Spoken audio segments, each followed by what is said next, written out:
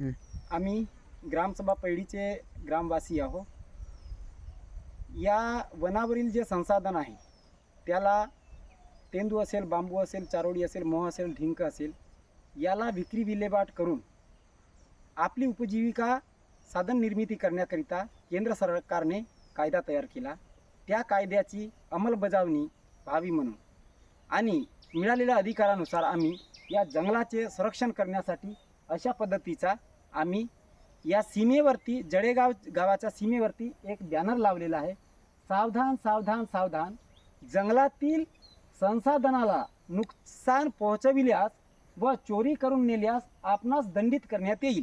उदाहरणार्थ बांबू, वास्ते, लाकूड, फाटा इत्यादी जे काही जंगलामधील संसाधन आहे त्याच्यावरती आम्ही दंडित करण्याचा एक इथे बॅनर तयार केलेला आहे.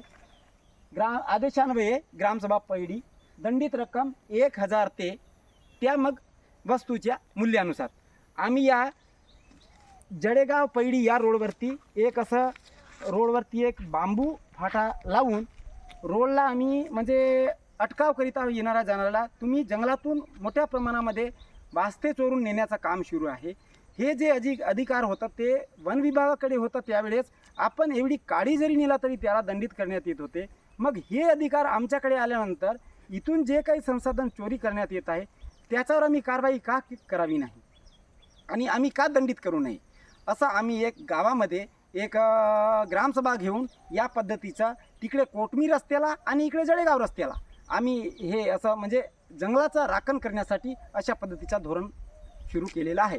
सर्व जिल्ह्यातील ज्या ग्रामसभांना जोडपत्र 3 भेटलेलं आहे त्या सर्व ग्रामसभांनी अशा पद्धतीचं आपल्या वनाचे संरक्षण करायला पाहिजे हीच मी सर्वांना विनंती करतो. सर्वांना जोहार.